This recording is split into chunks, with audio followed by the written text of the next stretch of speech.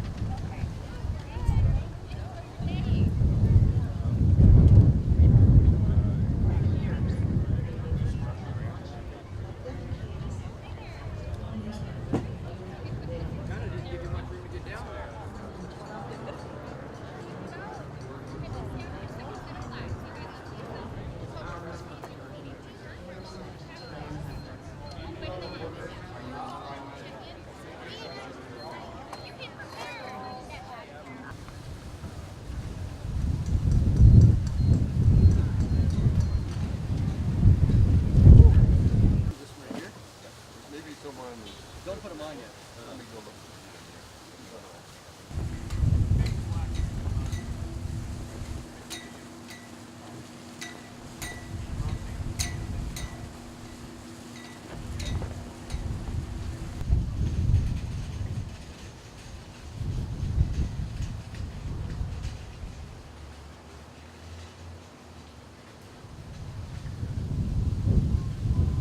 Ogden, Junction City of the West, is made possible by funding and support.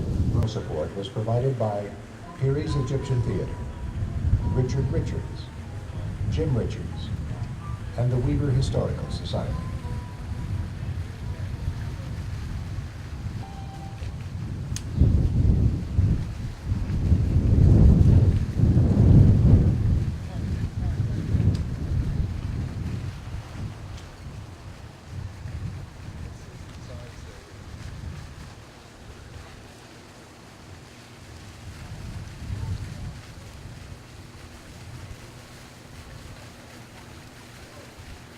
Funding and support from the Ralph Nye Charitable Foundation, the Swanson Family Foundation, Weaver State University, and the Union Station Foundation.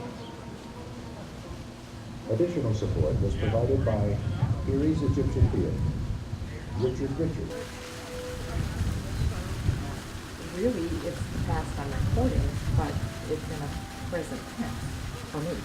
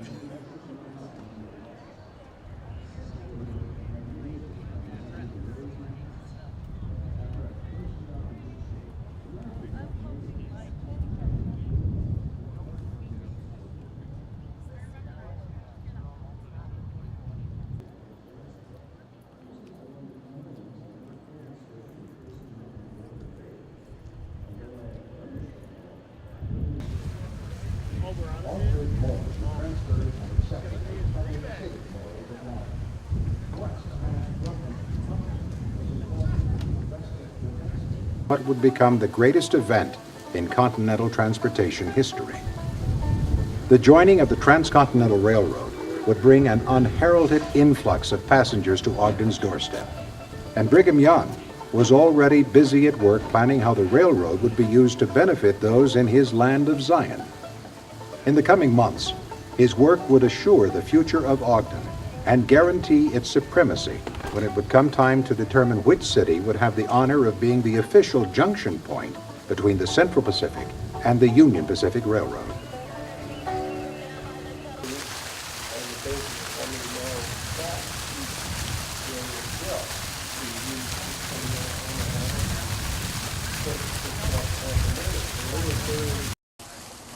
In the struggle, the prospects would improve for Corinne as the city's population continued to grow and large numbers of businesses and professions moved into town. And the Utah Northern. The Utah Northern line now connected Ogden with the north. After the Union Pacific sold some 57 miles of its track from Ogden to Promontory to the Central Pacific, Ogden became the new meeting place of the two lines. This left only one problem: a spot of land to build a station. He wants Zion, he wants the church, he wants his Utah to prosper. Ogden becomes the junction city because Brigham Young wants it to be. With Ogden's sure hold secured, the demise of Corinne was quick and complete. The editor of the local newspaper expressed the only obstacle to the road's success by saying, "We have the banded influence of Mormonism against us."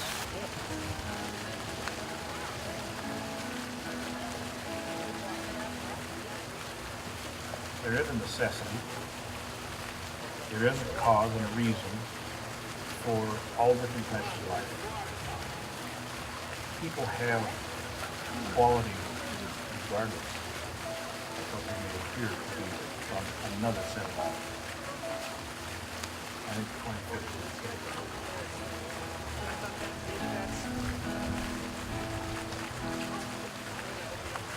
In the early 1900s, an out-of-shape boxer rode into town with the intention of getting a fight in the new Eagles Lodge auditorium. To get himself ready, he found a job waiting tables at Kennedy's Coffee House on 25th Street. He trained at the nearby Eagles Gym and soon proved his fighting prowess. He was noticed and signed for a just ready for the heavyweight championship in Peking.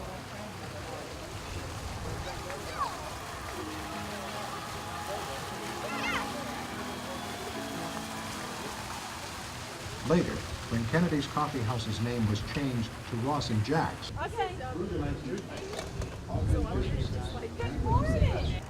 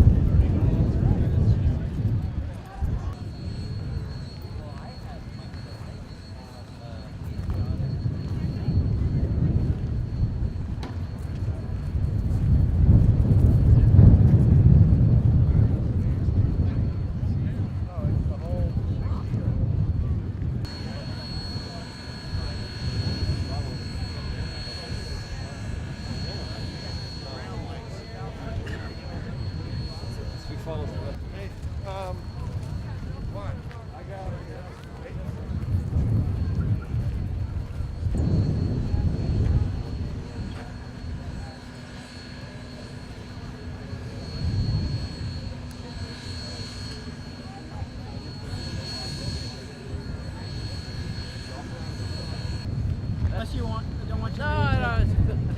I try to avoid being infectious. Yeah.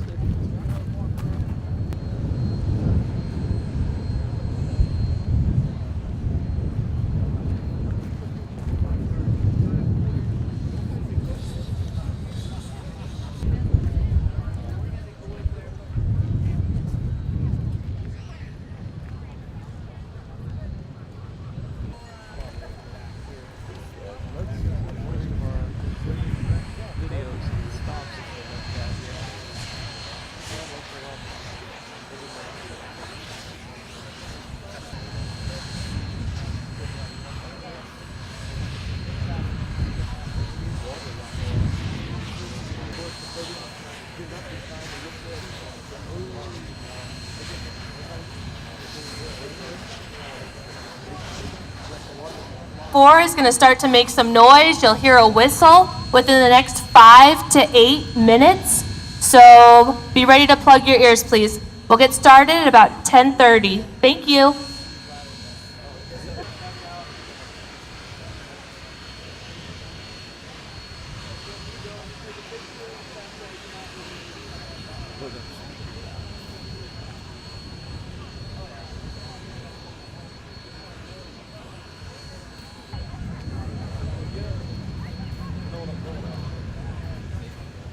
You know, I'm looking at getting a U-boat cap, right?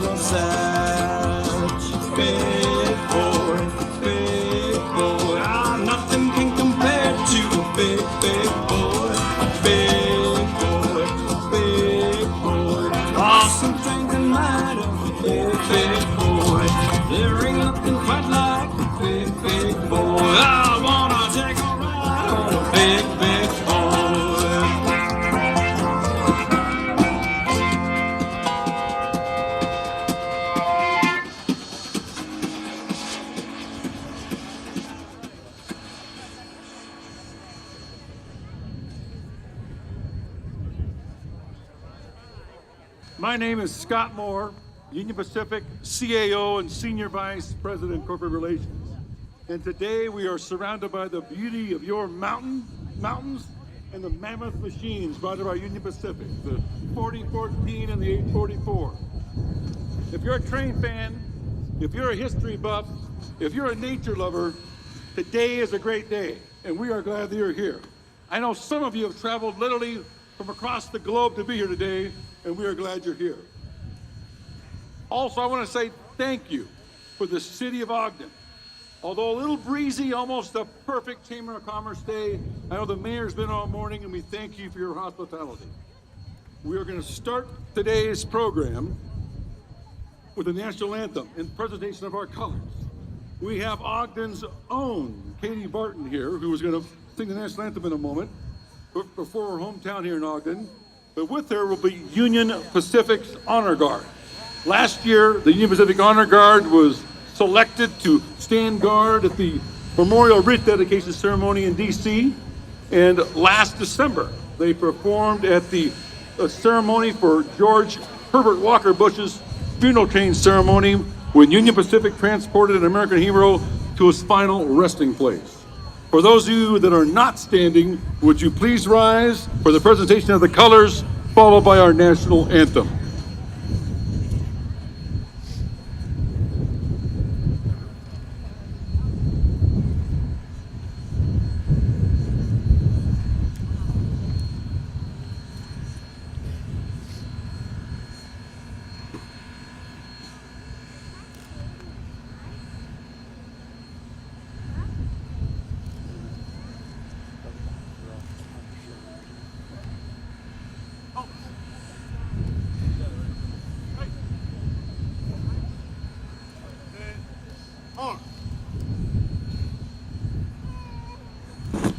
Oh, say can you see by the dawn's early light what so proudly we hailed at the twilight's last gleaming, whose broad stripes and bright stars through the perilous fight o'er the ramparts we watched were so gallantly streaming,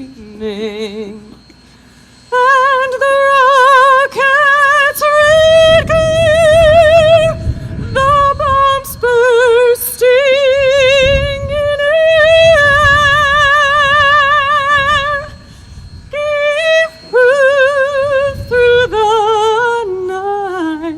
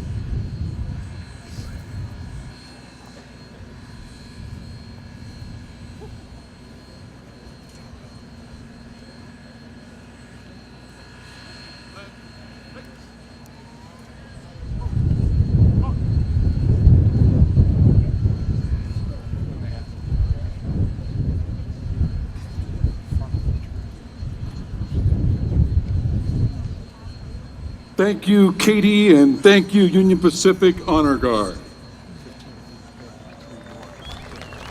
If you can be seated, you may be seated. And now I'd like to welcome Fritz to the stage. He is the man who gave the green light to bring Locomotive 4014 back to life. Lance, the microphone is yours. Thank you very much, Scott, and thank you, City of Ogden. Thank you, Mayor Caldwell, and the 1,000 volunteers that are making today possible here in Ogden. Or should I call this Steamtown, USA? Amen. So let's get started. Let's get into what we're here for today. I want to introduce the celebrities of this morning. On my left, Union Pacific number 844, the living legend, brought to Union Pacific in 1944, topping out at a speed 110 miles an hour. Oh, come on, we can do better than that for the airport.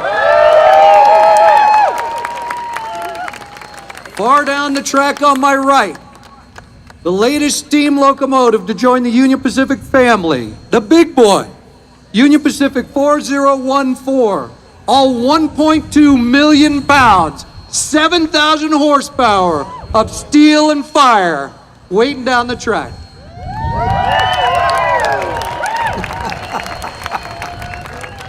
So let's get started on why we're here today.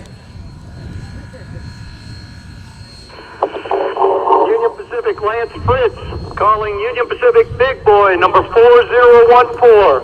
Over.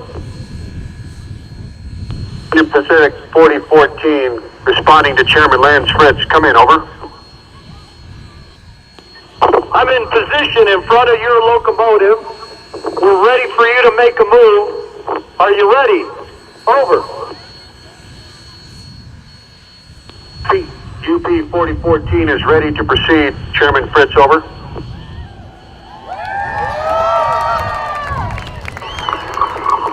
Union Pacific 4014, take them ahead. Over. Understood. Here we come. Union Pacific coming ahead. Here we come, sir.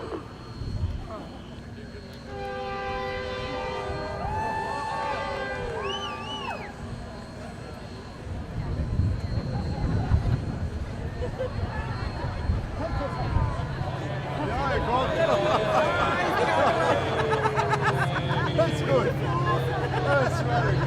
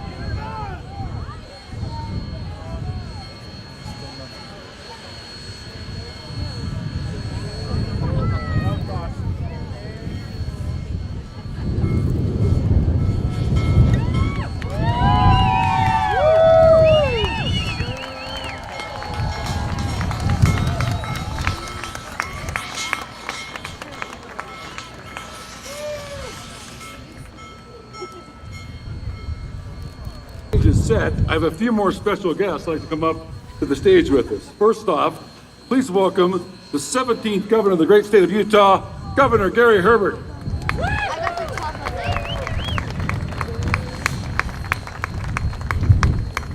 From Utah's 1st District, right here in Ogden, Congressman Rob Bishop.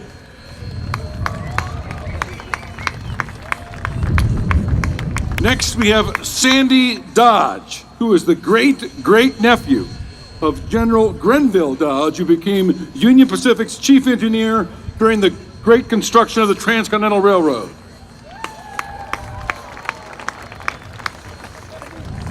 And also Margaret Yee, whose great-great-grandfather was a chef for the Central Pacific Chinese track gangs. He was one of these gangs who set a record for laying 10 miles of track in a single day, a record that still stands today 150 years later.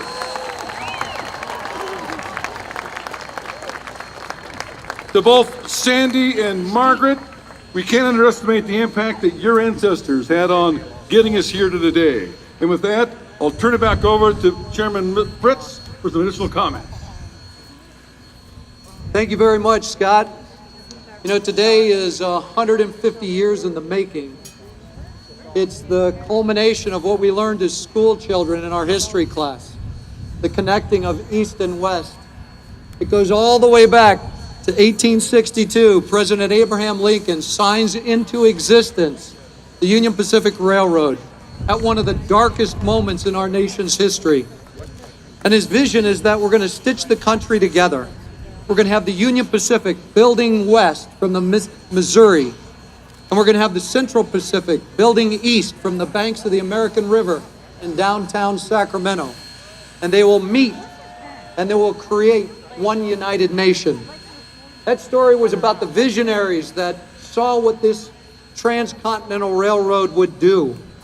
It's about the workforce, the laborers working 12, 14, 16-hour days in the most brutal, punishing conditions to build this railroad virtually by hand.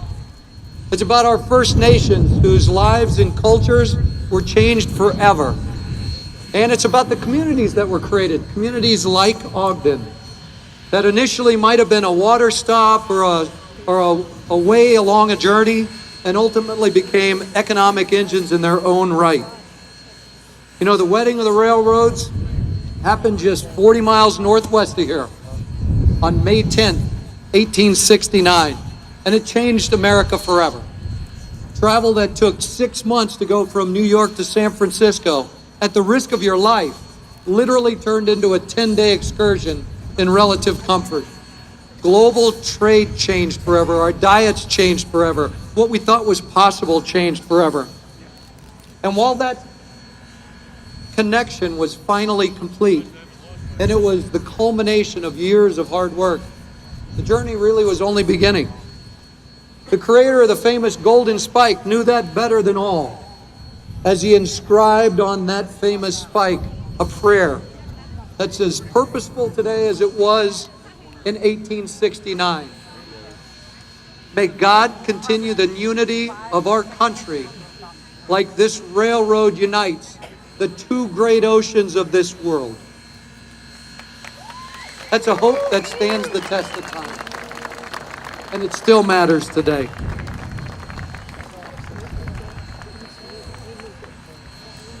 The Union Pacific family, all women and men, all 40,000 of us, are humbled to be a part of our history, to be connected to our urban settings, to our golden valleys, to our purple mountains majesty. Continue to grow, to be a part of the building of this great nation that we call America. With that, I'd like to turn the microphone over to our great governor of this great state, Governor Herbert. Run across a family, one of you, somebody in this crowd, who came here because Sally, her father, Mr. Gillies, who passed away roughly a year ago, his final wish was to become a part of the Union Pacific Railroad by being consumed in the boiler of the great 4014, the big boy. She told me that story. This is Mr. Gillies. And I want to share with you what's written on his ashes. The last wish was for his ashes to go through the firebox of the 4014 Big Boy. It was his life dream to see one in action, but cancer stopped him too soon. He was a train engineer. He worked in the United Kingdom on the Swindon Railways, a continent away. And Union Pacific and the 4014 Big Boy meant that much to him. So we're going to honor that last wish, and it is going to be our honor to do so. Thank you for reminding me of that, Governor Herbert.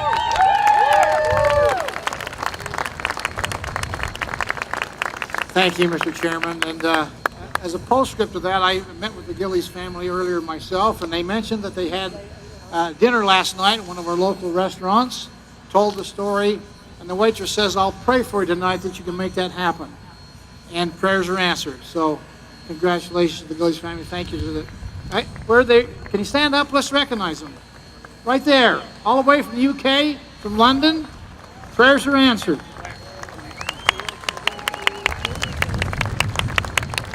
Well, I'm honored to be here with the First Lady and the Lieutenant Governor and our administration on what is really a significant occasion. As you've heard the Chairman say, the magnitude, the significance of what was accomplished here 150 years ago with joining of the Transcontinental Railroad is nothing short of remarkable. And what it did for our nation, what it did for us to bring us back together at a difficult time of our Civil War when we were divided, and yet, thanks to the leadership of Abraham Lincoln and others, we have this Transcontinental Railroad to help us come together as a nation. We've had a long and productive relationship, Mr. Chairman, with the Union Pacific Railroad because of that for these past 150 years. And here in Ogden City, one of the great railroad cities in America today. You can see the people that are here, Mr. Chairman, again, wanting to celebrate with you and the Union Pacific this wonderful occasion. So we're honored to have you here, and we thank Union Pacific for hosting us here today on this significant event.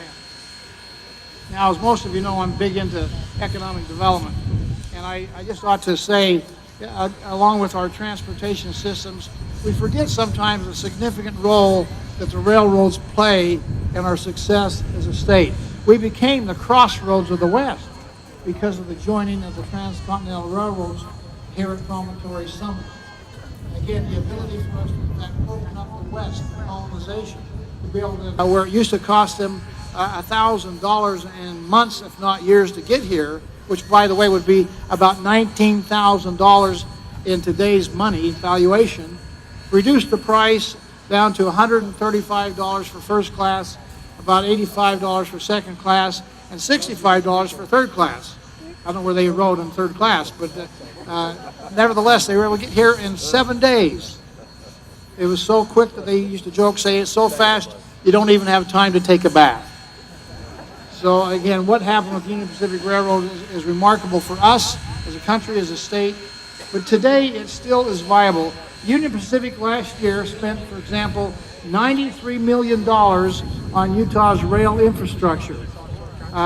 In the last 5 years, they spent over $240 million. Now, by the way, that creates about 1,284 jobs and impacting about 11,500 plus jobs here in the state of Utah. So we want our ability, in fact, to have great economics and becoming really the crossroads of the West. Thank you. Let me just mention one last thing. Again, a lot of people had roles to play. You can imagine the effort to build this railroad at difficult times.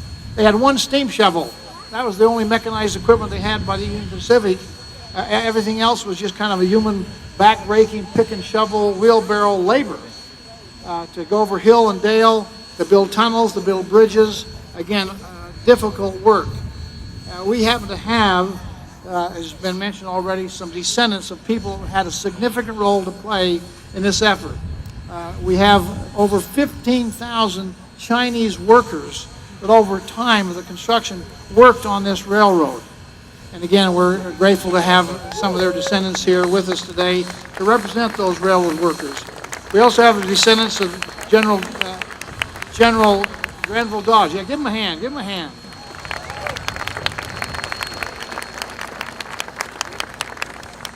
Our chief construction engineer was General Granville Dodge, and his nephew is here today representing the family, and the members of the family are here. Again, we couldn't have done it without the work of these two amazing groups and others that are part of this effort. So, again, I'm honored to be here on this significant occasion. We'll get together again tomorrow and kind of a reenactment of that effort.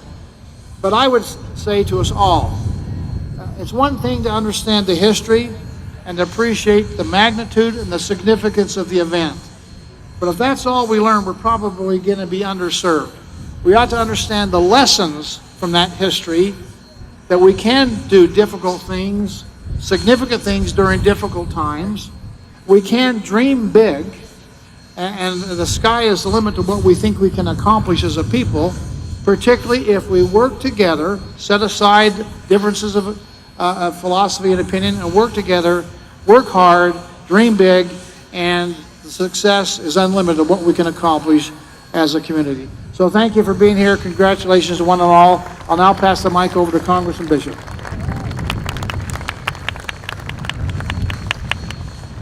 Now, Spike 150 chairman, Doug Foxley and Spencer Stokes are amazing people. Last night, coming back from the airport, I turned on KLO, and they were playing a radio western from the 1940s, where Jack Hadley and Wade Crosby had joined some railroad inspectors to try and take down a gang of train robbers. Now, Doug, I don't know how you worked that out and pulled that off, but it was spectacular for this particular time. Look, before the railroad, it was difficult for America to transfer goods and services and people. But after the railroad and 167,000 miles of track crisscrossed this country, all of a sudden America changed. Before the Civil War, England produced 6 times more steel than we did. After the railroad, not only were we #1 in steel production, we were producing 42% of all the steel in the world. The railroad created our economic explosion. The railroad made us into an industrial power. The railroad transported people. George Bishop and Alma Hardy came across the plains to Utah, took them 4 months, and they walked every step of the way. But my grandparents, Amos Bishop and a young Alfred Zeziger, came with his family in relative comfort on a railroad that only took 4 days. You may have stopped my ability to join the Sons of the Utah Pioneers, but the railroad gave me a life, and it gave my family a better life. Big Boy, who is behind us, is not just a nickname Bush used in the White House. The Big Boy shows that when man's muscle cannot do the task, man's creativity and engineering and vision can create a machine that will accomplish the task. The railroad changed America. The railroad brought America into a new frontier. The railroad helped make this a better world.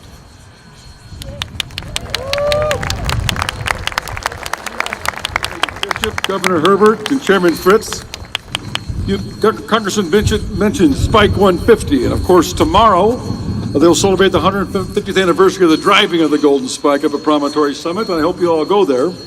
Now, if you know your history, they missed when they swung at the spike that day the first time. To make sure we don't do that today, we got one big enough that we can all touch, but we're not going to swing at it. So I'd like all of our guests to join me in paying homage to our past and offering prosperity for our future, just as our forefathers did 150 years ago. Let's grab them all, then I'll come back and close us up.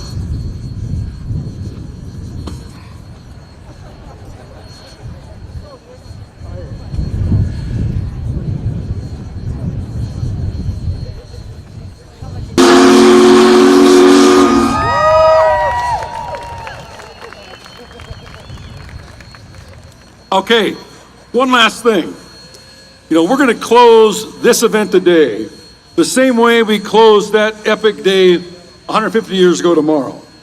Then, they used a state-of-the-art communication technique in the telegraph as they telegraphed to the country the completion. At 2:27 p.m. that day, a telegraph from Promontory. Almost ready. Hats off. Prayer is being offered. Chicago replies, we understand. All is ready in the east. At 2:47, the telegraph from Promontory was the simple word done. So please join me in using today's modern, state-of-the-art communication and share your location that you're here today by using whatever social media channel you use and tagging this moment, #done.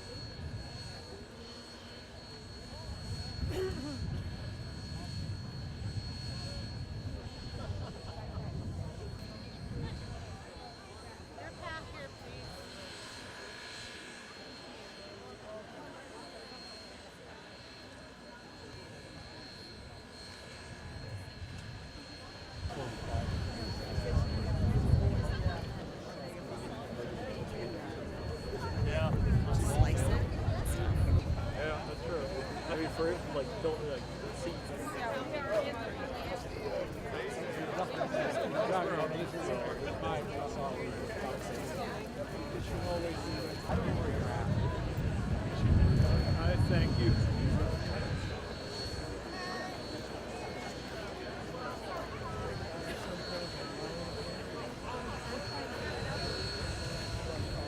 It's ADA.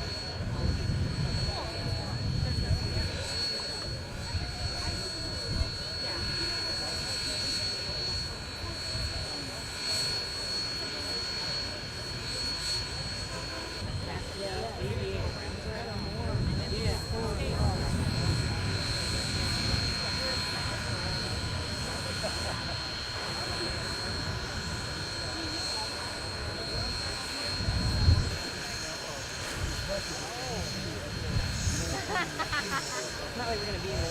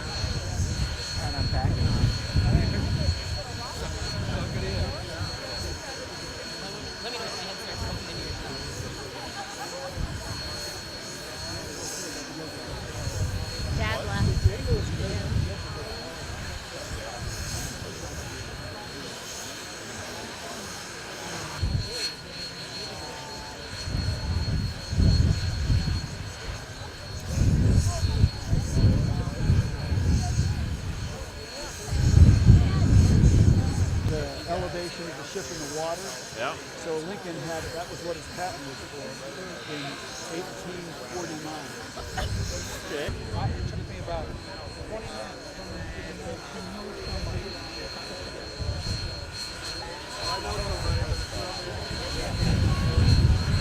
They were letting it in on that end. I don't know. If you come here, I don't know. Go back to yeah, you can do it. Yeah.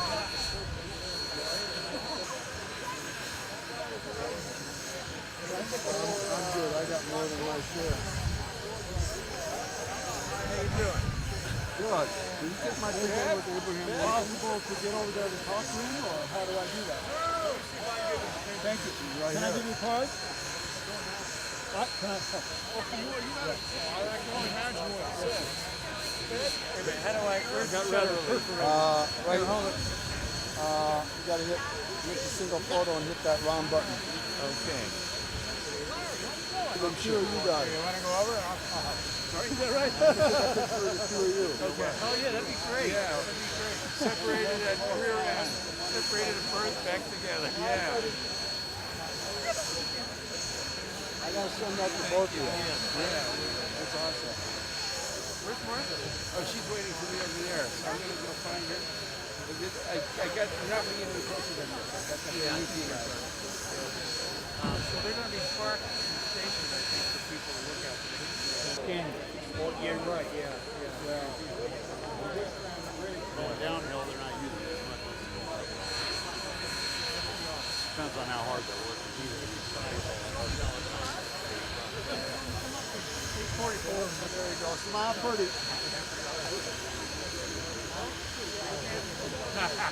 I hit the white button. That's what the boiler looks like underneath all of that. 14 of them.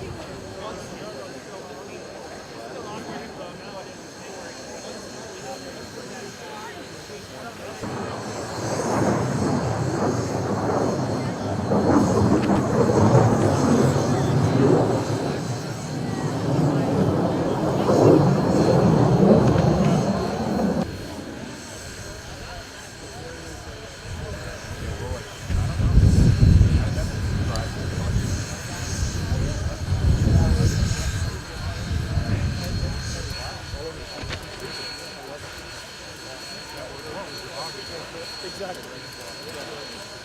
I got another one. Barb, you know Barb McNally? She's here too. She's back Who's there. that guy you met? This is George Washington. Oh, yes. We actually worked together. You did. Sorry. He's a locking guy. Hope you like it. Yeah, and we went in late June, July, so it was the long days.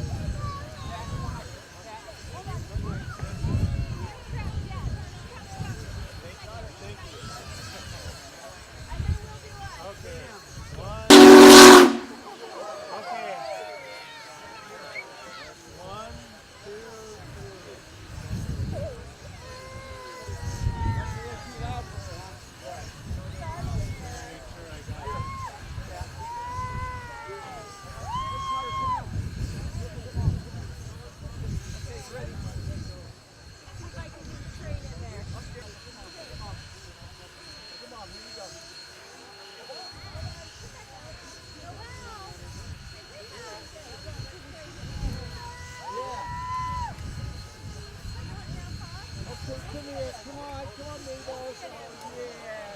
All right, look at Bob. Here you go. He wants in it too.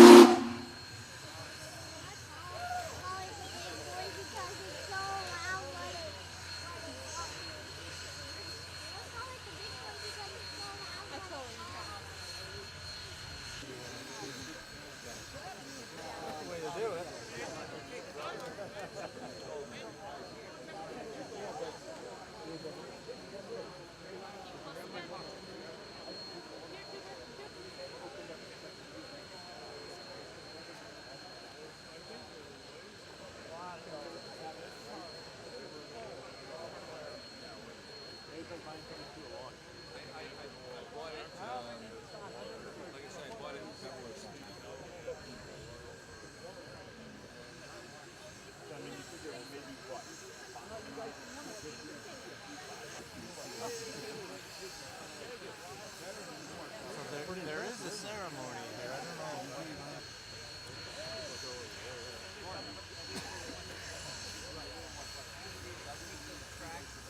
Right, that's what I was saying. When he said that we're moving the stairs, yeah.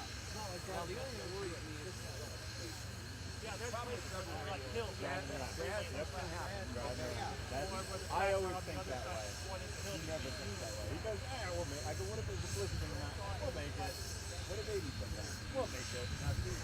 I will give it. You can't get boys someplace like that. I think it's one of the boys. Luckily, you had the chance to get out of the way.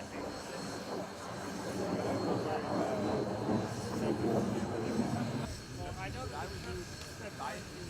You know when you get on the loop. Southwest Province, Get up there.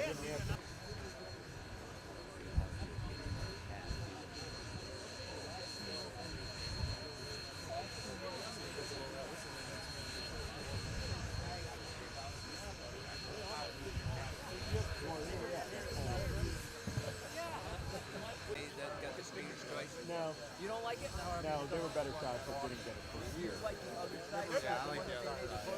There have been some years over time where they've only done one excursion.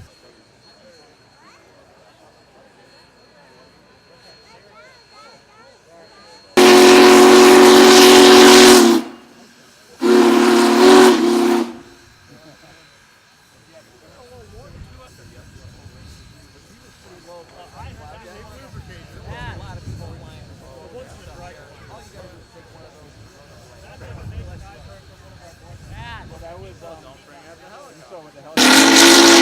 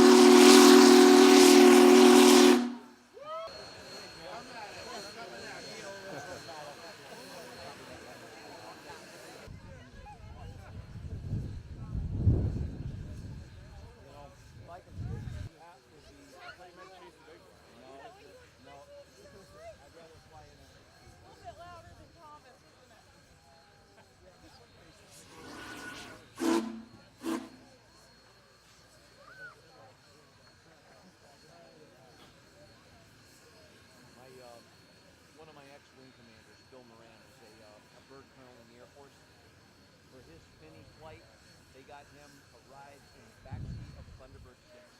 Not talking about just a joyride solo. It was a full-up practice. On the right rudder and just turned that jet sideways and parked it right on the wings of Thunderbird 4. And he said like that, even for a guy like him.